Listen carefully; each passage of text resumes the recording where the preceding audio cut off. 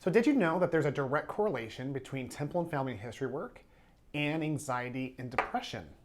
In this video, I'm going to show you the correlation between these two and how outside of the church and its doctrine, how people and individuals are discovering the connection between family history and anxiety and depression.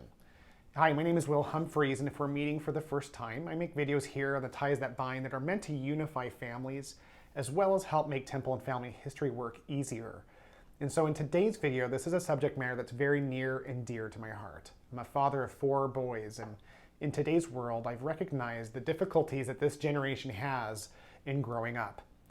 The days of the 80s and beyond are gone, and this world now that is over-newsed and highly negative is starting to create an impact, and technology has no small part in this as well. And so I want to share with you a couple of interesting stats and figures about anxiety and depression. And I hope as you're watching this, if you or someone you love is currently struggling with any one of these things, that you'll get some useful information to help you realize, number one, that you're not alone, and that number two, the Lord has provided us with means and capabilities to help us during these difficult times. So first and foremost, let's take a look at anxiety and depression in today's world. It's increased over time, and according to the National Institute of Health, nearly 1 out of 3 of all adolescents ages 13 to 18 have an anxiety or depression disorder. Only 30% of depressed teens are being treated for their anxiety and depression, and almost 20% of teens have a mental, learning, or developmental disorder. Every 100 minutes, a teen takes their own life, and suicide is the 3rd leading cause of death for young people ages 15 to 24. This is new, and as we can see, things are dramatically getting harder and worse for younger people in the world. And so when we look to see why this is, it's easy to make a direct correlation between technology, at least, and this thing called anxiety, depression, and suicide. Smartphones were introduced in 2007, and by 2015, 92% of teens and young adults owned a smartphone. That's a staggering number. In a 2017 study, 500,000 8th through 12th graders found that the number exhibiting high levels of depression symptoms increased by 33%. So this is a direct correlation, and correlation isn't always causation. But one thing we can all agree as I spend time with youth across the state here in Arizona is that there's a sense of not feeling connected. The word that I think of more than anything is the word belong. When we're on our phones and we're distant from people, especially during a COVID crisis, there's an increased sense of loneliness because there's not as much human interaction. The Lord has put us on the earth to be together so that we can form family, form connection and belonging. And technology has had no small part. And believe me, this is not a rip on technology. There's a lot of good that's come from it, but the numbers don't lie.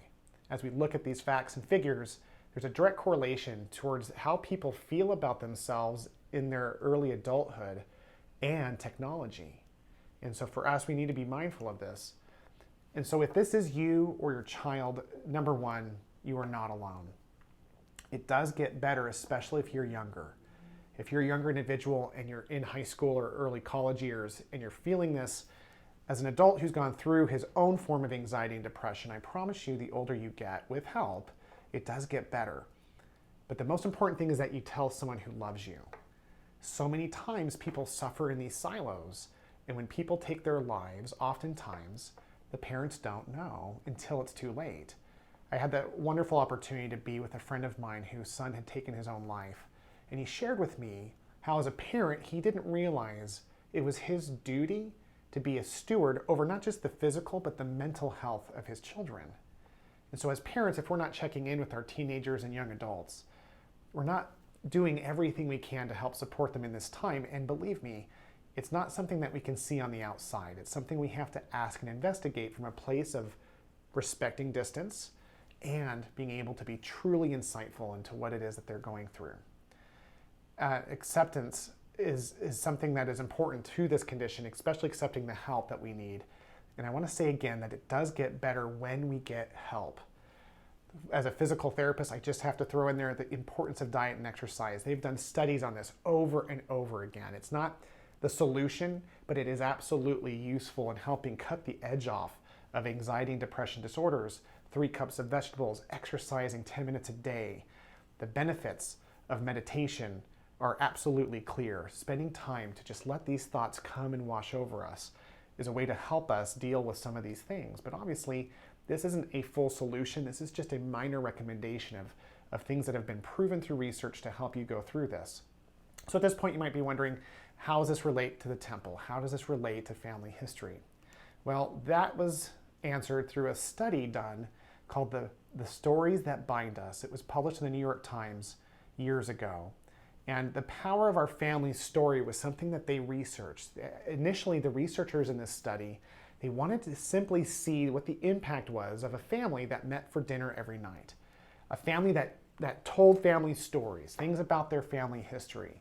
And what they found in this study was a direct correlation, so much so that the researchers wrote down that they were shocked at the direct correlation between families that knew their family stories and the percentage of adults that grew up to be healthy and happy, full-blown adults. So when they went through this, they created the Do You Know survey. It was a list of 20 questions of simple things that a family would know how to answer if family stories were being shared around the dinner table. Things like, where did grandpa and grandma meet? Those types of questions. And the correlation between the high percentage of answers and the high percentage of happy, adjusted adults was staggering. So much so that since that time frame, an effort for people to be able to share these stories outside of our church has grown exponentially. So much more so for us do we understand the importance of being able to connect who we are with what came before us. Our past helps us determine our purpose in life as well as our path on where we should go. And as we know, it is especially important to recognize the importance of the scriptures and all this. In Malachi we read, "Behold, I will send you Elijah the prophet before the coming of the great and awesome day of the Lord, and he will turn the hearts of the fathers to the children and the hearts of the children to the fathers. Otherwise, I will come and strike the land with a curse." This is directly correlating to the promises that we find when we attend the temple. And so in so doing, we are able to have blessings that not just heal those who've gone on before us, but more importantly, to me as a father, the people that I live with in the home every day. Elder Vaughn J. Featherstone said, "I promise you that all who faithfully attend the temple work will be blessed beyond measure. Your families will draw closer to the Lord. Unseen angels will watch over your loved ones when satanic forces tempt them.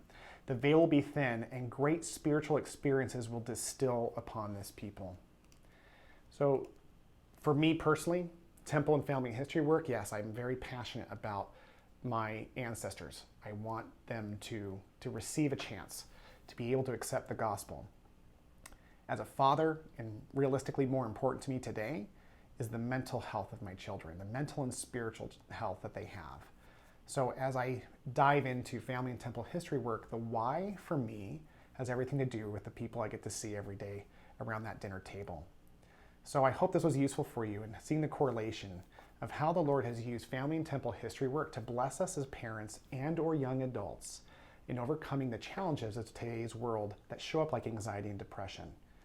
If you have any other comments or other ideas for videos, please make sure you put those in the comments below. Otherwise, until next time.